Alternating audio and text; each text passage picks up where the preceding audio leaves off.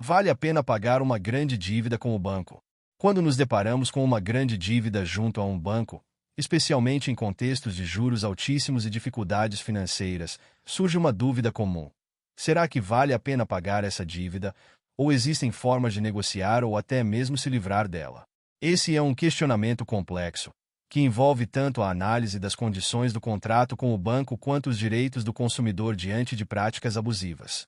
Vamos explorar essa questão de forma detalhada, analisando diferentes aspectos que podem influenciar essa decisão e quais alternativas o devedor pode considerar. Primeiramente, é importante entender a magnitude dos juros cobrados pelos bancos no Brasil, que, frequentemente, são altíssimos e muitas vezes chegam a números assustadores. Juros que superam os 300% ao ano, como os aplicados em casos de atraso de pagamento de cartão de crédito ou cheque especial, podem transformar uma dívida inicialmente pequena em um montante impagável. Por exemplo, se alguém pegar R$ 5.000 emprestados e deixar de pagar por 2 anos, a dívida pode chegar a R$ 72.000, devido aos juros elevados, o que torna o pagamento integral praticamente inviável para muitas pessoas.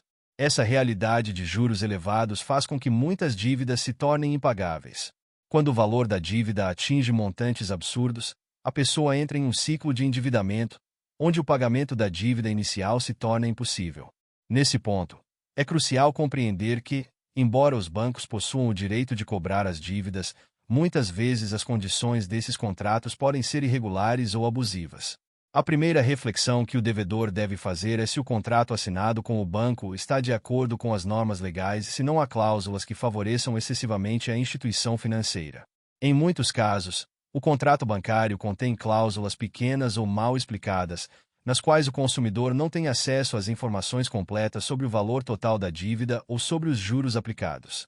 Essa falta de transparência pode ser vista como uma prática desleal por parte dos bancos, o que abre espaço para que o devedor questione o contrato e, em alguns casos, entre com ações judiciais para reverter as condições acordadas.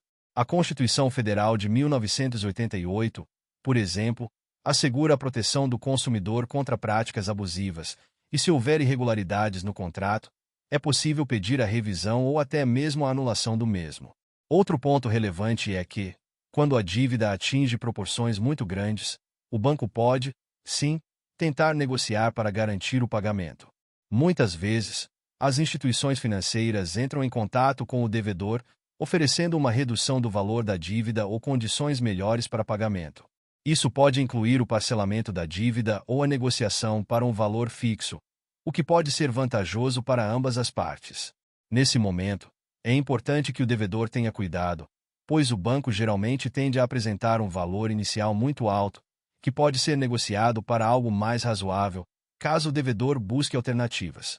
Existem, ainda, alternativas como a portabilidade da dívida, que permite que o devedor transfira o saldo devedor de um banco para outro, geralmente com juros menores. A portabilidade de crédito é uma ferramenta que pode ser útil, especialmente quando o banco original se recusa a negociar de maneira justa. A troca de credor pode resultar em melhores condições financeiras e ajudar a aliviar o peso da dívida. No entanto, se a negociação não for possível e o devedor não tiver condições de pagar, é possível que o banco opte por outras medidas, como a busca de bens para penhorar, como carros ou imóveis. Contudo, no Brasil, a Constituição Federal de 1988 impede que a casa própria do devedor seja tomada em caso de inadimplência, o que traz uma certa segurança para quem vive em sua residência própria. Ainda assim, é possível que o banco busque outras formas de garantir o pagamento, como a penhora de veículos ou contas bancárias, mas isso costuma ser uma medida extrema. Além disso, se o devedor não pagar a dívida, o banco pode inserir o seu nome em cadastros de inadimplentes, como o SPC ou Serasa. Nesse caso, o nome do devedor fica sujo por um período de até 5 anos, o que pode dificultar a obtenção de crédito em outras situações. Embora o nome sujo seja removido após esse prazo, o impacto na vida financeira da pessoa pode ser significativo, especialmente se ela precisar de crédito para comprar um imóvel ou fazer outros financiamentos importantes. É importante destacar que, após 5 anos de inadimplência, a dívida prescreve, ou seja, o banco perde o direito de cobrar judicialmente o valor.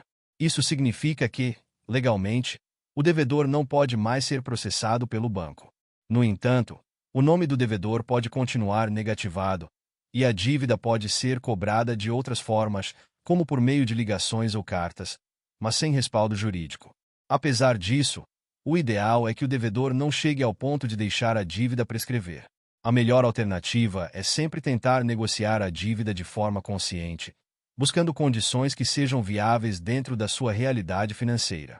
O pagamento de uma dívida com o banco é uma questão que envolve tanto responsabilidade quanto prudência. Se o devedor tem condições de pagar, a negociação de uma dívida pode ser uma maneira de evitar maiores complicações no futuro, como a negativação do nome.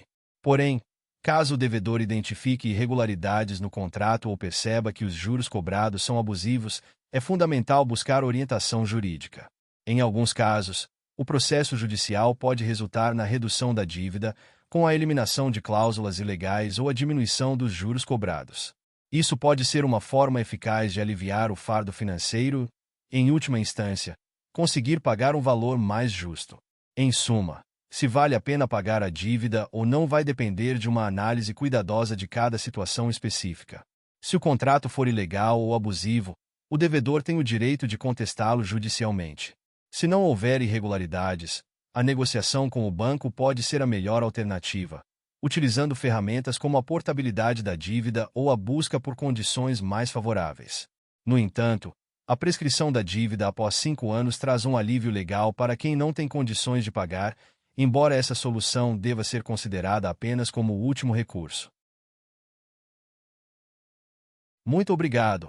E não se esqueça de curtir o vídeo, de se inscrever em nosso canal e de compartilhar o vídeo com amigos e familiares para aumentar essa rede do bem. Ative o sininho também para receber todas as notificações dos novos vídeos. Até mais!